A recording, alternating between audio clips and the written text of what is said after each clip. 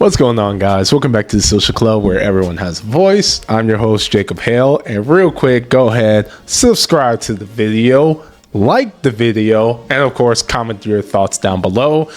Let's get right into it, man. It's the off season, but that doesn't mean we're taking a break from our content. Bro, we still got so much stuff to talk about. We're officially in the off season. I'm gonna go ahead and get my Bears off season take right out the gate before all the fun and festivities actually begin. We start talking about the draft and everything of that nature. So first, I don't think I ever gave my true thoughts about the end of the season. I probably did.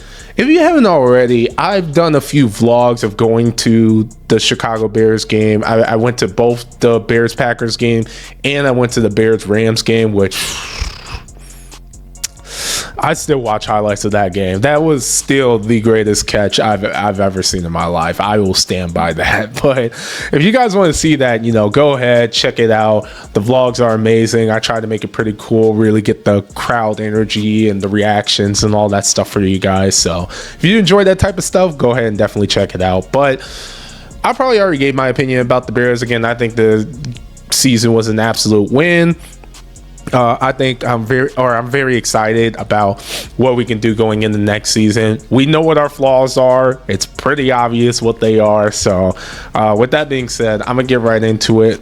Now, I will say this. I think the biggest question and where this Bears offseason is going to go, it's really going to come down to what we're going to do with DJ Moore.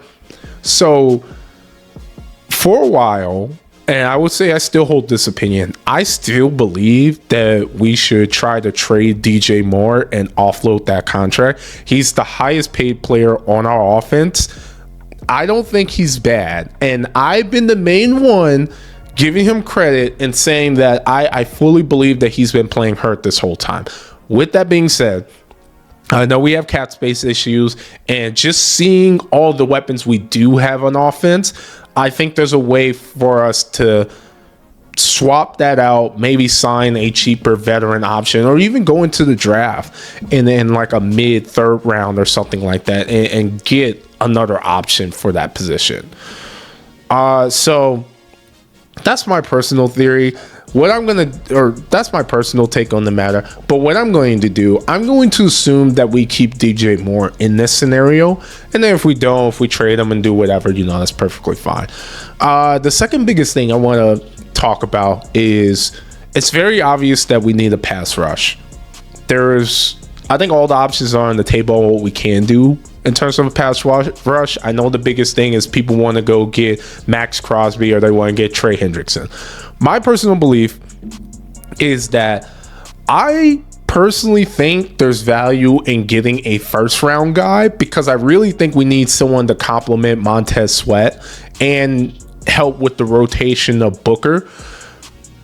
But if we do end up getting one of those guys, and I think the only way that would ever work out is that DJ Moore is getting traded or we offload his contract somehow, because those guys have a severely high price tag. So I'm not 100% on the boat to sell out and say, like, let's throw on all the chips on the table. I think we can get like a mid-tier or a cheaper pass rusher, or go into the draft and get a pass rusher and still save the cap space and still allow us to manage and fix other positions. That's my personal take. So I'll just get right into it with that. I think with the current market cap situation, first thing I'm going to do is talk about who do I think we need to resign and who do I think we need to restructure. And of course, who we need to cut. So I think there's two very clear options of who we do need to cut. And in my opinion, I think Tremaine Edmonds and DeAndre Swift need to be cut this offseason. Now, again, I'm not cutting them because I think they're bad. It's just a cap space issue.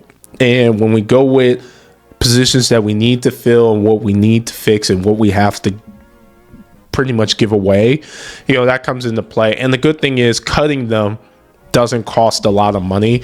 With Tremaine Edmonds, great run stopper, but he's been playing hurt, and has been shown to be a liability in covers. They definitely been picking on him in mismatches and things of that nature. And with DeAndre Swift, I like DeAndre Swift. I think he played his role very well this year. I think it just really comes down to running backs are super expendable, and you can honestly draft a 4th round pick to get the same production. I mean, Kyle Mungai is a rookie, and you see out the amount of production that you have with him. We also have Roshan Johnson, which I do believe he is good. He just hasn't had a definitive role yet, but we can honestly just draft another running back. So it's unfortunate, but I don't think we really have to give a running back a second contract. And I feel the same thing about DeAndre Swift. We might be time to part ways with him.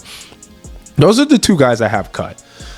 Now, there's 3 guys that I have that I think we need to restructure their contract. That would be DJ Moore if we don't end up trading him. Dayo Adebayo. you know his name. But we should restructure his deal. And then Jalen Johnson, we should restructure his deal. Now, how restructuring works in my head is if we give them an extra year and it extends the amount of money they currently have.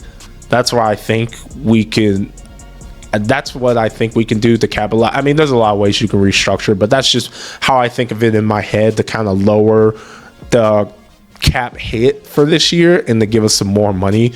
I would love to cut Dayo Adebayo, to be honest with you, but if we cut him right now, it's still, I believe, over $20 million in dead cap that we would have to do. I just don't think it's worth it. And he has been injured for a significant part of the year.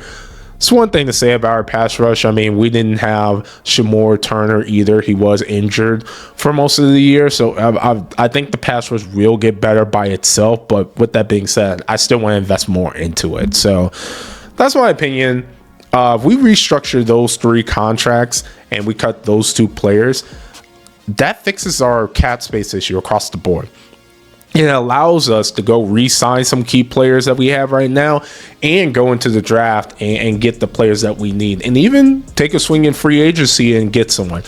Now, for re-signing, I think the only one person in particular that I think is a non-negotiable would be Kevin Byard. I don't want us to overpay for him.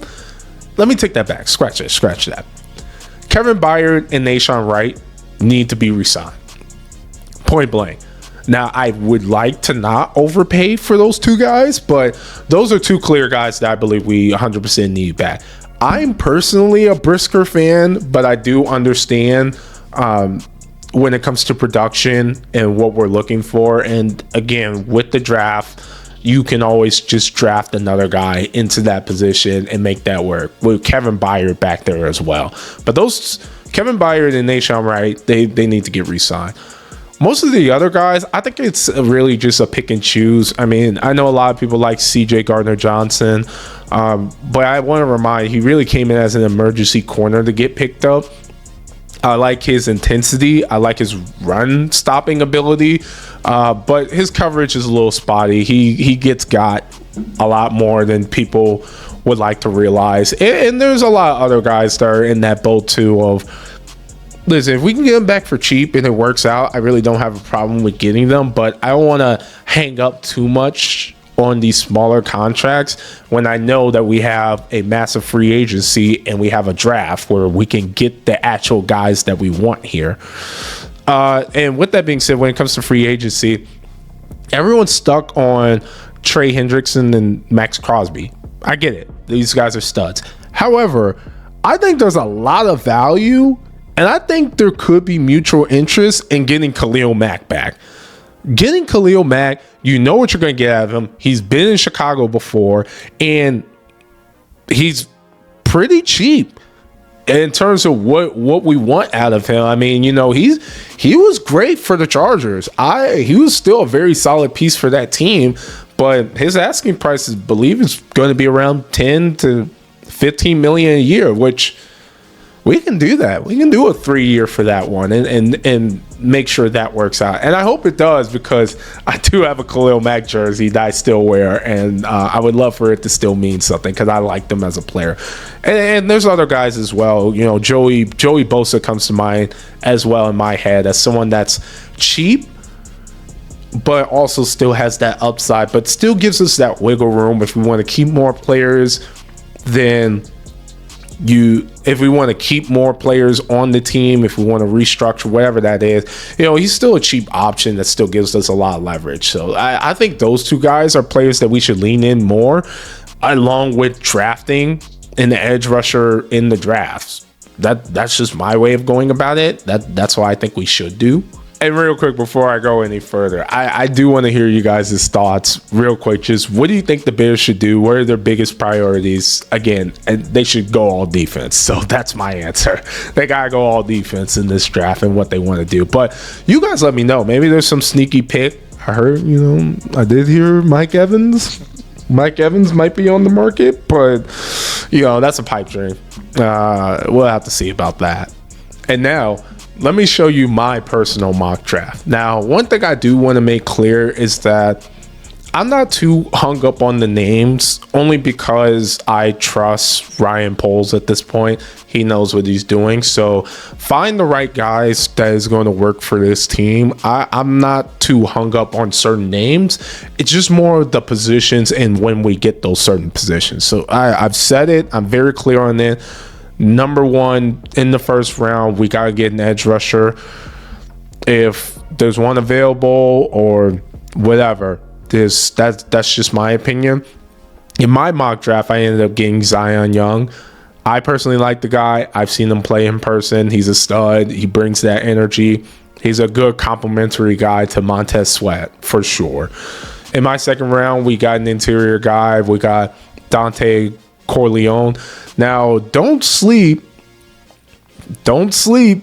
on these other schools. I know a lot of people are stuck on Power 5 schools and where you get your talent.